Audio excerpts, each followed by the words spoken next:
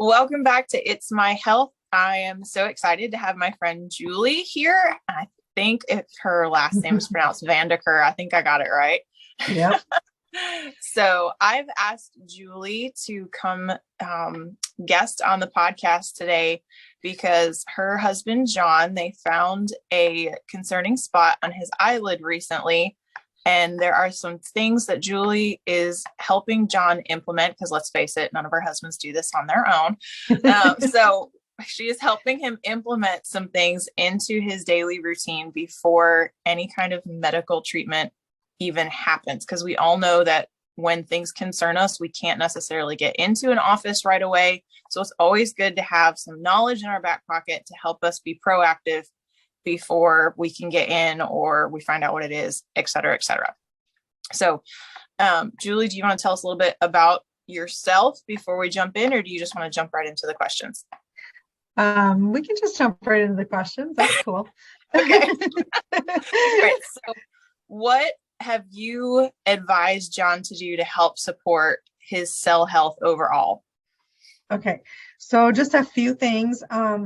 And I'm just this is just a broad list here. Diet, we're going to look at his diet, exercise, clean water, nutrients, and get rid of the harmful toxins. So I'm going to touch on each one of those in more detail while we're talking today. Okay. But those are some of the things we're going to look at. So you just mentioned diet. So what are some things that you want him to eat and maybe some things that you're telling him to lay off of, at least for now? Okay, so I want him to eat leafy green vegetables, like lots of those. That's should be a huge part of our diet. And eggs. Eggs are a good part of a diet, and he loves eggs, so that's perfect for him. And you want to make sure they're pasture raised only, though, because we want the chickens to be out in the pasture, roaming around, eating the bugs and all the things that they like to eat. Eggs contain B12, which is really good nutrient for you to have to help with your cell growth. Mm-hmm. And there's other nutrients in there like zinc and iron and selenium. And I'm going to talk about selenium too when we talk about salmon, because salmon also has selenium in it. Selenium is a mineral that regulates inflammation. So that's huge when we're talking about this kind of thing. If you have something concerning when it comes to your skin, you want to make sure that you are regulating your inflammation. So salmon is another thing that also has vitamin B, omega 3 fatty acids are in salmon. I want them to eat lots of berries, which would be like blueberries, strawberries, raspberries, blackberries. Those are high in vitamin C and they have a lower sugar content. And then cruciferous vegetables, those would be like cauliflower, broccoli, Brussels sprouts. These have something called glucosinolates, and I don't know if I'm saying that right. I was going to look it up, but I never did. These are compounds that your body converts into another word that starts with an isothiocyanates. Wow. And that's been shown to promote immune health. So we want to make sure our immune system is really boosted up because that helps suppress inflammation as well. So that's something that you want to have as cruciferous vegetables, and that's why, because the glucosinolates, they convert into this other word that I just said and spelled for you. So sweet potatoes also, because that's a high carb fiber food. It's a high fiber food and it's high carb. So carbs actually provide energy for your cells so they can heal, but you want it to be a good carb, a good healthy carb. And so sweet potatoes give us that. So brings me to the point that obviously sweet potatoes, you think sugar content, but like I said, that's a healthy carb for you.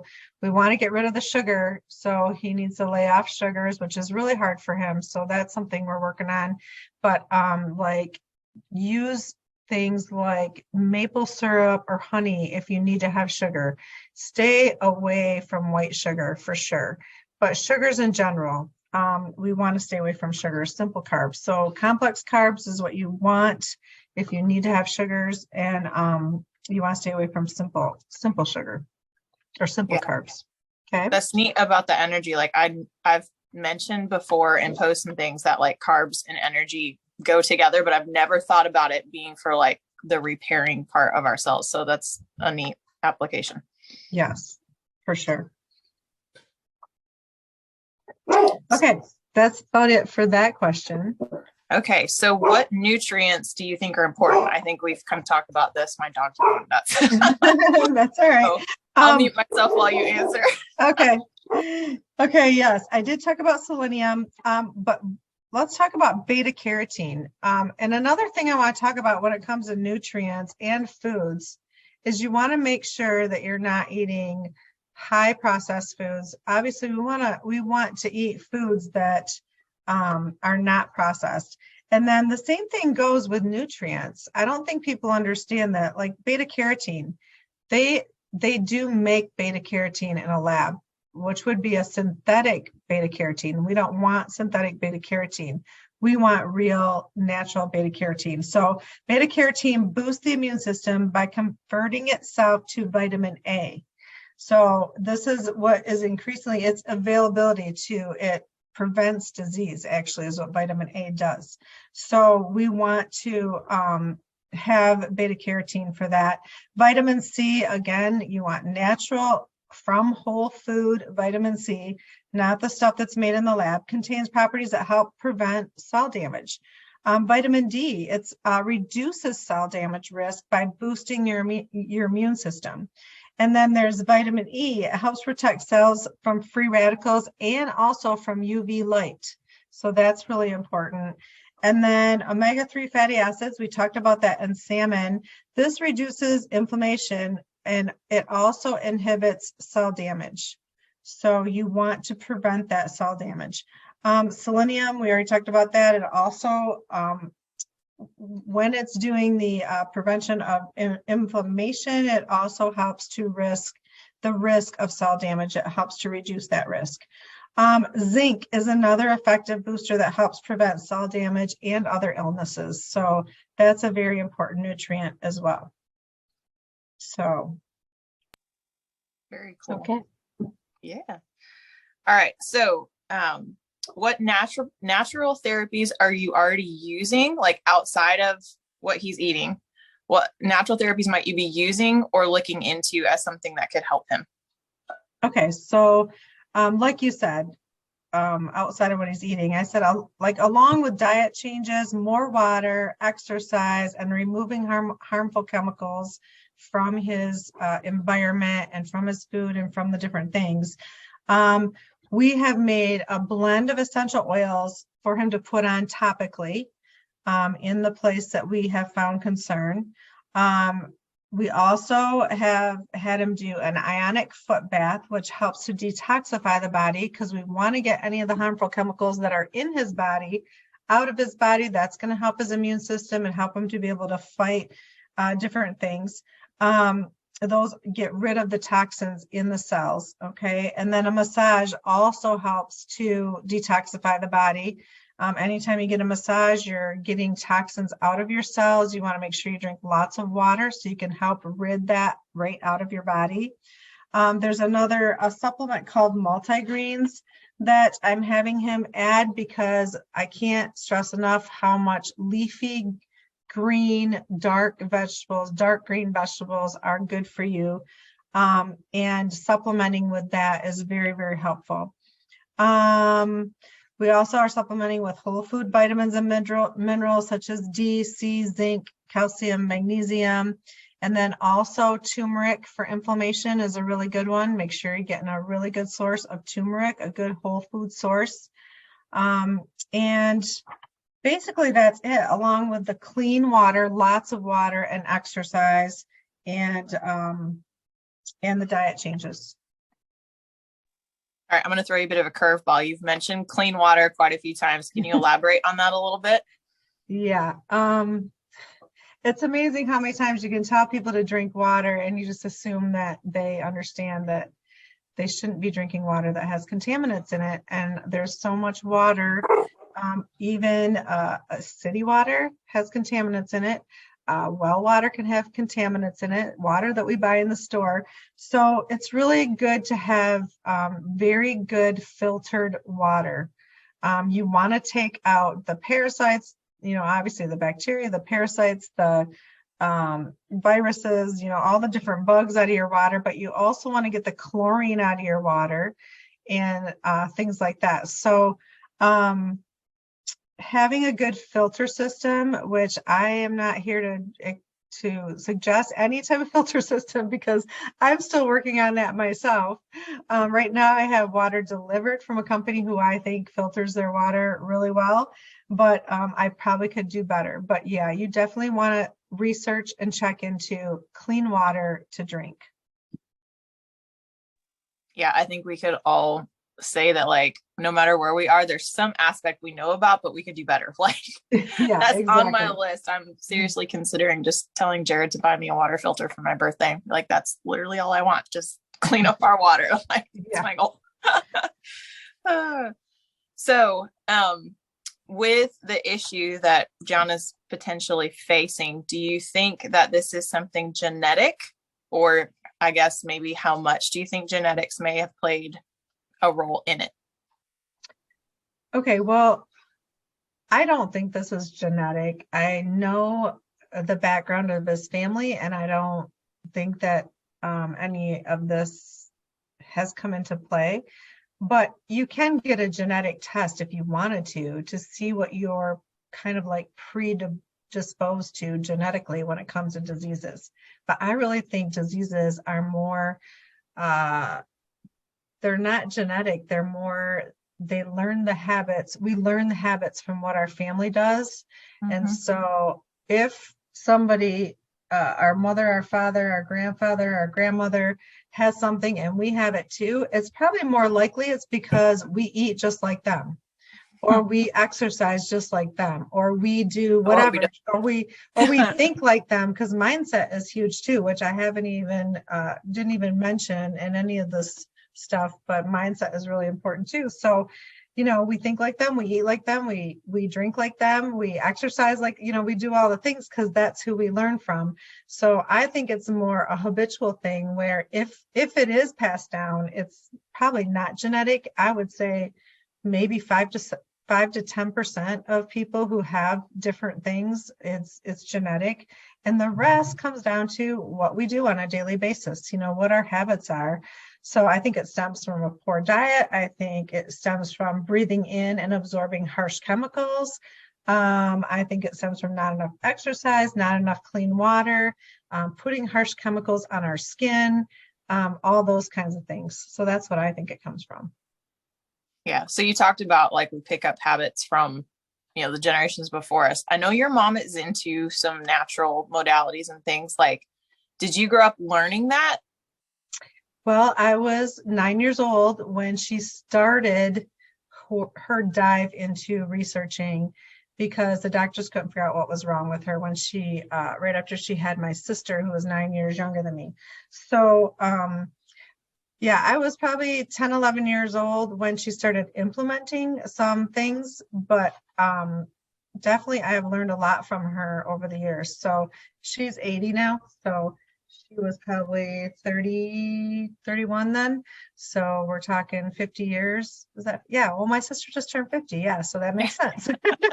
So yeah, 50 years of researching in nutrition. And so I've learned a lot from her, and sometimes I don't listen, and sometimes I don't do what she says is good for me. And so we do have to learn on our own sometimes, and find our own path and research for ourselves. Because even though she's my mother, my body is going to be a little bit different than hers. So what works for her might not work for me. And that's kind of why we have to look for our own path sometimes. But having her knowledge has been really helpful. Yeah, we learn things for ourselves, and sometimes what they did tell us does work, and then they're like, we told you so. Yeah, exactly. Yeah, I know. So last, are there any ingredients you're specifically avoiding, or maybe specific products of some kind? You mentioned, harsh chemicals and those kind of things. Yeah. I definitely, especially in his case and what's going on with him, which I have been with my husband for 16 years now. So I have kind of switched him over to a lot of healthier options anyway. But I definitely, so my husband travels a lot and he likes to bring home the stuff in the bathroom, like the little tiny, shampoos and lotions and everything. I don't know how often I'm throwing those in the trash. It's just, because my opinion is that those things have very bad ingredients in them. If you research it, you'll find parabens and all kinds of other things, fragrances and other chemicals that are known carcinogens. And they're also, they're harmful in so many ways to our bodies. So I don't want him using any of that on his body. So body lotions and soaps, definitely. We are using all natural things that we know don't have anything harmful in them. And then seed oils, we have switched over to no seed oils. He didn't even know what that meant before he met me, but those are highly inflammatory. So we don't use any seed oils. He uses coconut oil for everything. And from lotion to cooking his eggs, everything. So he's been using coconut oil for his moisturizer on his skin for probably the last 10 years at least. And so another thing is high fructose corn syrup and all sugars. I'm trying to get him to stop eating sugars, even the healthy ones right now, just to try to get him. I think he's addicted to sugar, to sweets. So just trying to get him off of sugar and even the healthy ones right now. Pesticides and herbicides. So eating all organic, drinking clean water, because those are very destructive of your cells, those kind of chemicals. And my husband is a mechanic, so it's really hard to keep him away from a lot of the chemicals that are in the garage or the barn where he works. So trying to get rid of all the other things is a must, when it comes to that. And then doing things to help ward off all the chemicals that he just breathed in or got on his skin when he was, doing an oil change or working on his motorcycle or things like that. So. Yeah, that's really, really good. I had a thought and I lost it because the dogs keep coming in and distracting me. I literally have at my feet trying to knock my tripod over. But yeah, so good. Oh, I remember. You're talking about he's been doing these things for 10 years. And some people may say, well, okay, he was doing it for 10 years. And obviously a problem's come up. It's not working. Well, I don't really think that's fair. Think about how many years. How old is John? Can I ask? John is 57. Okay. So 10 out of 57 years, yeah. So 47. Yeah. And we're talking and all the other things. Yeah. We're talking lots of sugar, lots of fast food, deep fried stuff there's canola oil. And the amount of stuff he works on in the barn is crazy. And then it's been really hard to break him of using herbicides on our property. And so that's a huge one. And I'm going to say, I don't even know if I have got him to understand how critical is for him to not use those yet. I caught him using them as early as last summer. So, and I hate to say caught, but he knows that, I don't want him doing that. I've gotten all the bleach out of the house and all the harmful chemicals in our laundry detergents, and he's gone along with that. The bleach was a fight for a while. We had to, go back and forth. It's a process. When people are used to thinking that these things are okay, and they've grown up like that, and they've been told that over and over. And I have been very fortunate, like you mentioned, my mom started researching this stuff when I was 10 years old. So I already had, an inkling that these things were important, right?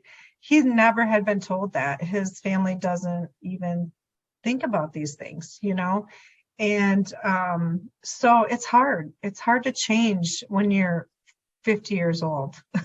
It's hard to go, really? Are you serious? That's really, well, I don't know. I'll have to think about that. You know what I mean? It's, and even when you know something, it's still hard to change the habit of using that or taking that or putting that in your mouth or drinking that or whatever.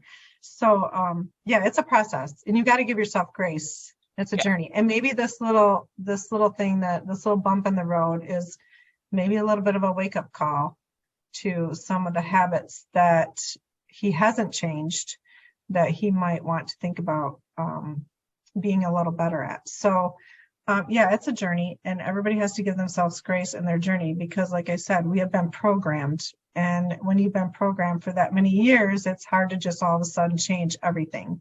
So little steps is important.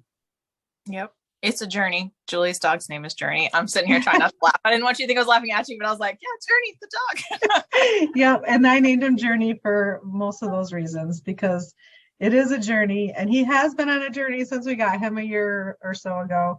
And and he's not here right now because I know he would want to be involved in this also. So I had his dad taken somewhere. There you go. But yeah, so that was really, really good, Julie. Thank you for coming on today and recording this with me. I'm excited to get it out and have everybody be able to benefit from what you did share. If people want to reach out to you and get more detail, where can they do that? What's a good place? Let me think. I guess they can email me, my name at gmail.com, Julie VanderKuur. So is your website your name too? Yes, my website is my name too. So they could go there if they wanted to get some information as well. I think there's a contact page on there, so they could contact me through my website. So yeah, it's julievanderkuur.com. Yeah, and I'll put that in the show notes, descriptions, wherever we share this out. Because most people probably don't know how to spell my last name. It took my mom forever. So yeah, I usually have to double check and make sure I got it right if I'm typing it out for yeah, but thank you again so much. I'm so glad that you're able to do so much fun for to do asking me. Yeah, I'm so excited about this. This was fun. Yeah. So, all right. Well, all of you guys have a great week, and I'll be back next week with an episode on whatever comes to mind, because I don't really plan them out super far ahead. So, we will talk again soon. Bye, Julie. Thank you, Kristen. Bye-bye.